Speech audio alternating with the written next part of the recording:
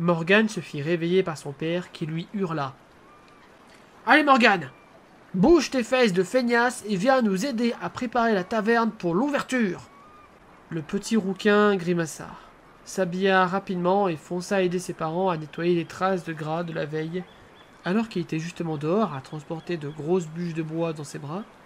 Son ami, Liam, courait dans sa direction. « Morgane, tu ne devineras jamais ce que j'ai vu au port !» L'intéressé commençait à rire en s'imaginant le nouveau pigeon que son ami avait dégoté. « Un nouveau marchand débile ?»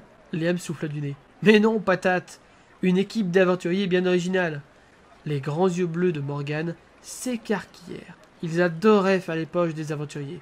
En effet, ces derniers ne connaissaient en général rien à Transvaal et se faisaient allègrement berner par les troubles à tout. Soyons quand même prudents, Morgane. Ils ont l'air vachement forts. Il nous faudra ruser pour les détrousser cette fois.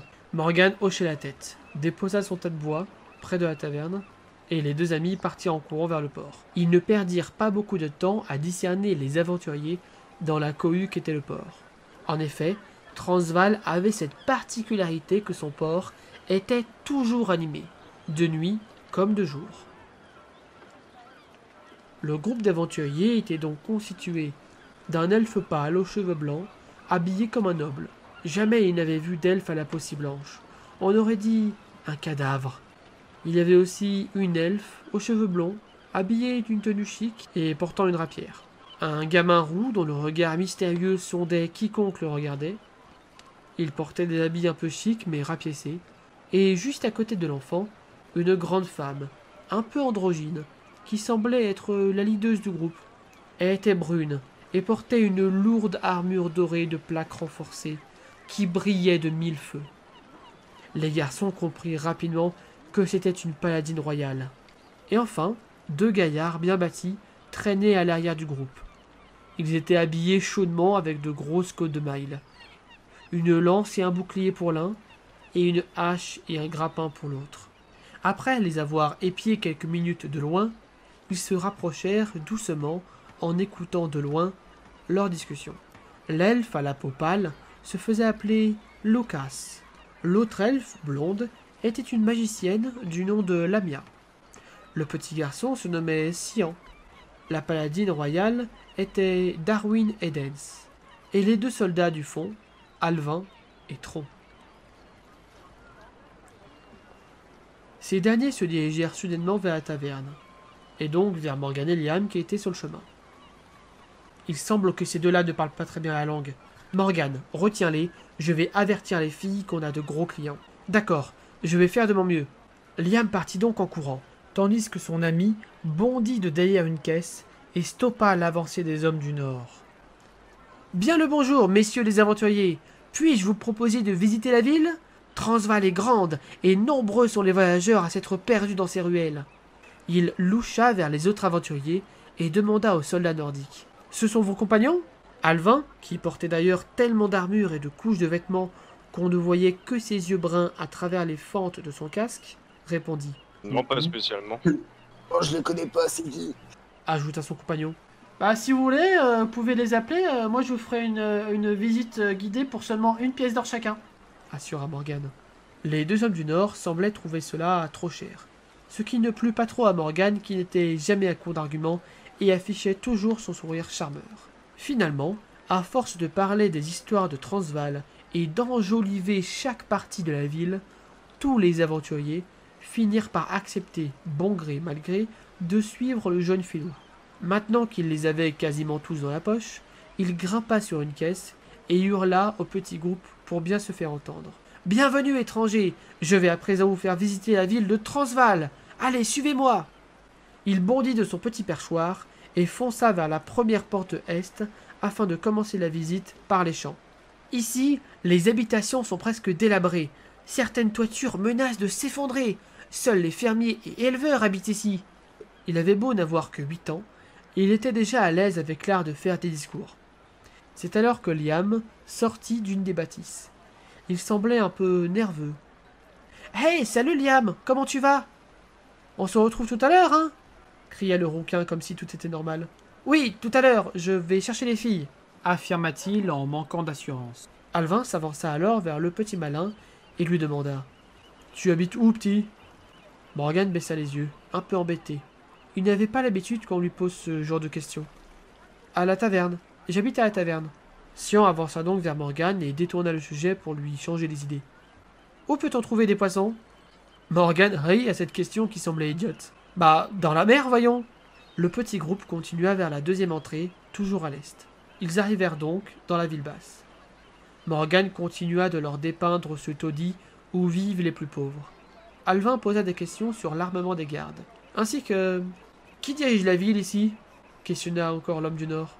Il s'agit du duc Léofuman. Il vit dans son manoir, situé au nord de la ville. Finalement, la visite guidée commença à prendre fin. Ils arrivèrent devant la place centrale de la ville, face au manoir du duc. Morgan, qui n'avait pas eu de signe de ses amis, envisagea donc de fausser compagnie au petit groupe. Il se dirigea donc vers la brasserie, où la famille de Serra vivait juste au-dessus. Il pensait que si les filles n'avaient pas été avec Liam tout à l'heure, peut-être étaient-elles encore chez Sarah. Arrivés à ladite brasserie, simplement appelée Alex au nez rouge, les deux hommes du Nord proposèrent à Alex de l'aider. Ce dernier refusa, mais leur proposa d'aller se payer une pinte à la taverne qu'il livrait chaque jour. Alvin posa alors une question fort étrange. C'est autorisé les chasseurs de primes dans cette ville?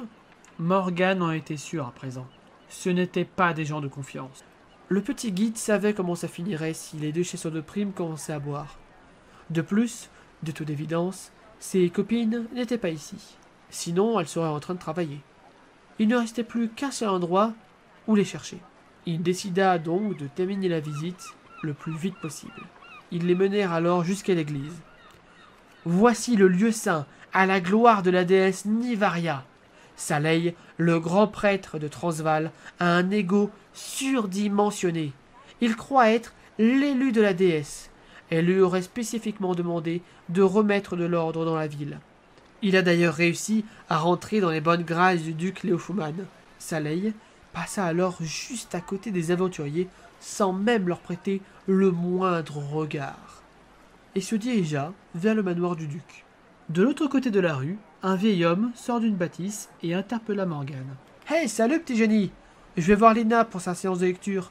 Tu voudrais venir après? »« Ah, oui, c'est vrai !» Il avait totalement oublié que c'était aujourd'hui qu'Ingeor leur donnait des leçons. Ingeor était un mage très connu à Transvaal, et il était très fort en magie théorique. Non, désolé. Je dois aider papa à laver la taverne pour ce soir. Tu sais comment il est. Ah, oui. Fais attention à toi. S'il t'entendait...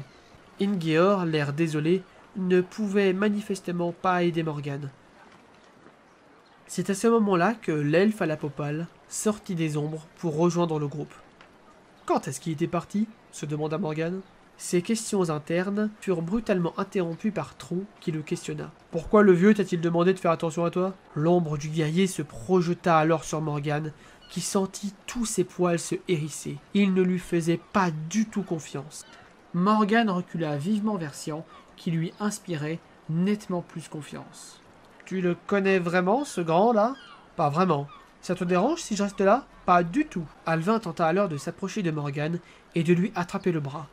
Mais le petit rouquin avait l'habitude de ne pas se laisser faire, et esquiva le bras du guerrier pour se mettre hors de portée. La paladine, jusqu'alors restée en retrait, s'interposa entre les guerriers nordiques et les deux enfants, afin de rassurer ces derniers. En effet, la présence d'une paladine, surtout royale, rassura un peu Morgan. Il entendit l'elfe pâle et la magicienne elfe parler d'aller voir le duc avec Darwin. Quand cette dernière va pour partir, elle laissa 12 pièces d'or de plus à Morgan. Ce dernier sentit les larmes commencer à monter et remercia grandement la paladine. Morgan se retourna en direction des quais et courut vers la taverne annoncer sa bonne fortune à ses parents. Oui, car même si son père n'approuvait pas qu'il abandonne ses corvées à la taverne, il ne serait pas forcément mécontent de voir le petit pactole que son fils avait gagné.